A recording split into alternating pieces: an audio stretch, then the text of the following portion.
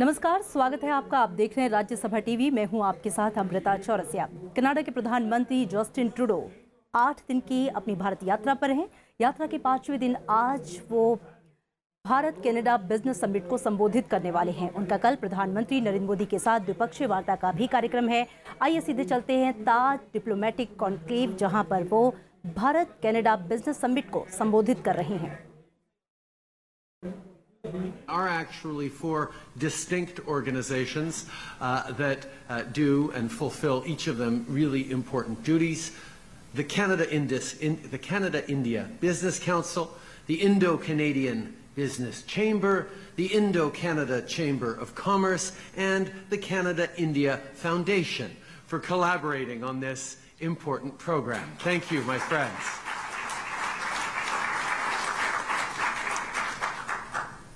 There are almost 1,000 of us here today, which I think speaks to the depth of the relationship between our two countries. I'm honored that you've made this event a priority. Thank you for being here today.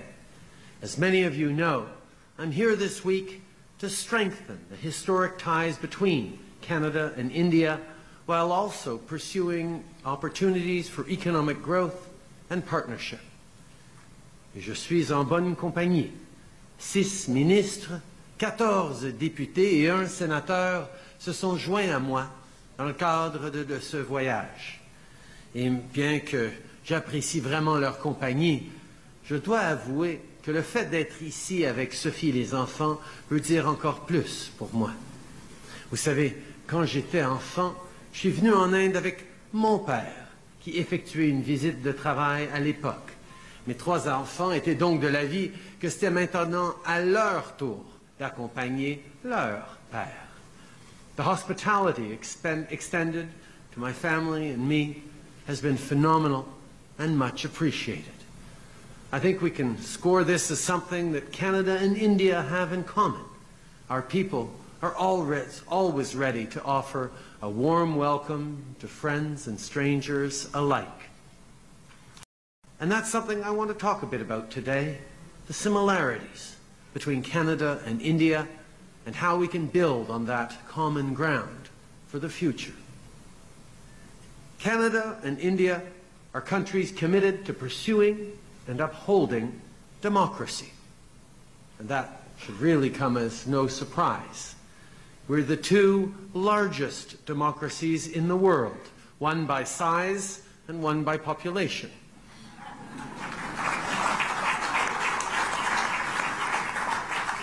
That's a pretty important value that we share, and one that will keep our friendship strong.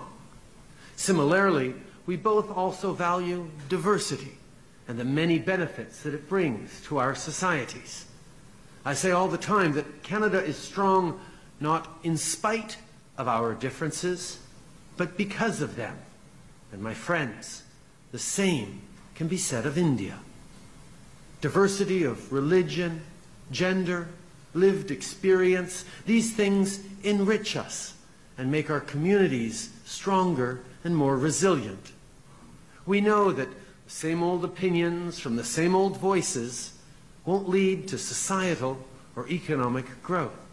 If we want to progress as countries and as a global community, we can't just accept or tolerate diversity. We must champion it. And not just because it's the nice thing to do, but because it leads to better decision-making and spurs innovation.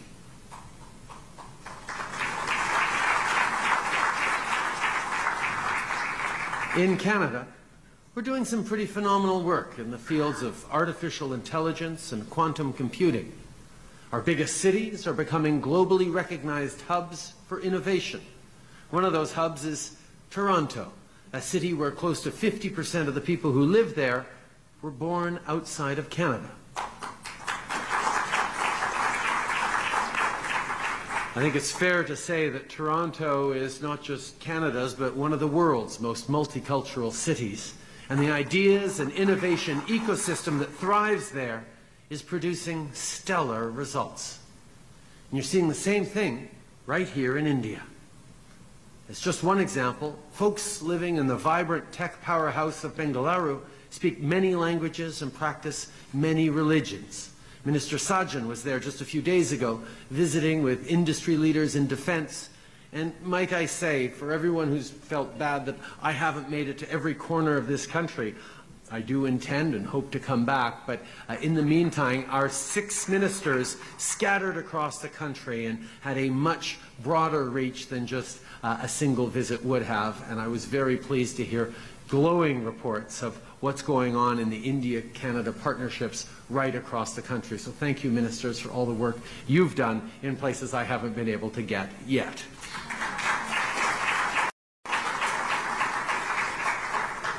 My friends, you can't tell me that diversity and innovation are mutually exclusive.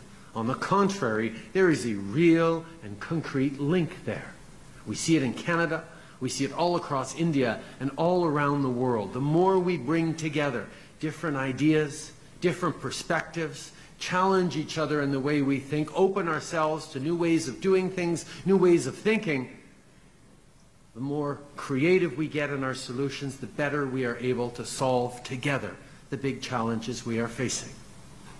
And just as we recognize that diversity is a crucial element of progress, we also recognize that economic growth must benefit all of our people. Trade and growth that lifts up the poor and historically disadvantaged, that's the aim. That's the whole point. We can protect our planet, create better labor standards, and champion the participation of women and young people in the workforce. We can have trade and investment that is both profitable and benefits society. Too many people have been left behind as global commerce has evolved. Canada and India know that our people want, need, and deserve a chance to participate in and benefit from economic growth. C'est une chose que j'entends régulièrement au Canada, y compris de la part de gens qui entretiennent des liens très étroits avec l'Inde. Vous avez peut-être entendu dire que 1,4 million de Canadiens ont des origines indiennes. Pour un pays d'environ 36 millions d'habitants, cela représente une part considérable de notre population. Les étudiants venus de l'Inde remplissent nos collèges et nos universités. L'année dernière, on comptait environ 124 000 étudiants indiens sur les campus canadiens. Au cours de l'élection canadienne de 2015, un nombre record de 19 députés de descendance indienne ont été élus à notre Parlement et à l'heure actuelle, 4 ministres de notre cabinet sont d'origine indienne. C'est des personnes qui établissent des politiques du Canada au chapitre de la défense, des sciences et de l'innovation, de l'infrastructure, ainsi que des petites entreprises et du tourisme. The diaspora in Canada is very present in our schools, our businesses, and our governments. But we haven't done enough to tap into that network. In the years and decades ahead, we need to capitalize on the incredibly strong people-to-people ties we already enjoy. How do we leverage the business and knowledge networks that already exist between our two countries? How do we make sure that Canadians and Indians better share information, better invest, and better cooperate with the shared goal of economic success? Well, my friends, you know it and I know it. Great as this relationship is, we have to both deepen and broaden our historic friendship. And that's what this week has been all about, engaging with all facets of Indian society. To be competitive in the modern economy, we need to shift from a whole-of-government approach to a whole-of-country approach. This is how we strengthen our ties, and this is how we will succeed. I'm going to quote the President and CEO of the CIBC, Kasi Rao, who said it best. Kasi said, "If the Canada-India partnership of the 1950s was built on aid and development, then today it's being built on trade and investment, ideas and innovation." I think that's a pretty succinct way of looking at it. I think that's the way we need to look at where we are and where we're headed. Lately, we've been working hard to better realize the huge economic opportunity between our two countries. There are currently over 400 Canadian companies with a physical presence in India, giants like Magna, McCain, and Linamar. I have no doubt that this number will increase in the years ahead. Just a few days ago, several Indian companies, including Tech Mahindra, Infosys, and Tata Consultancy Services, announced major investments in Canadian talent and in Canadian communities. In total, this week's trip has yielded more than $1 billion in investment between Canada and India.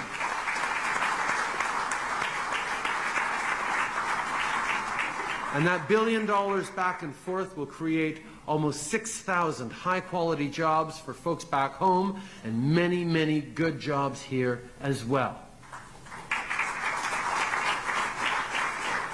This is a true vote of confidence from the Indian business community. And the desire from companies around the world to set up shop in Canada makes sense. In case you haven't heard, we're a pretty good place to do business. If you're an entrepreneur from another country, the Startup Visa program allows you to come to Canada and build businesses and technologies that are innovative and globally competitive. And if you're already a business owner, the Canadian advantage is huge. Our people are highly educated, our banking and legal systems are incredibly sound, and our trade agreements allow for unparalleled market access to world economies. Add to that a new program called the Global Skills Strategy, which makes it easier for businesses to recruit and bring top talent to Canada in short notice. Well, business leaders are looking to us as an essential partner for the future. And as we build on the Canada-India partnership, let's see the tremendous advantages of working together and collaborate whenever and wherever possible for the benefit of both of our countries and all of our citizens. Last year, our countries both marked some big milestones.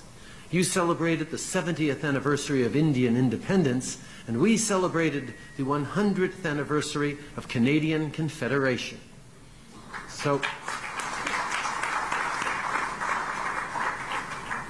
it's fair to say that for everyone in this room, 2017 was a pretty big year. But I'm confident that 2018 and the years to come will be even bigger.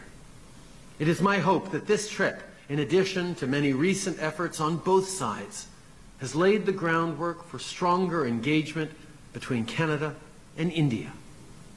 My friends, we are poised to do tremendous things together, so let's be confident about where we're headed together. Canada and India, may our futures be bright, our people united, and our prosperity shared. Thank you very much. Merci beaucoup tout le monde.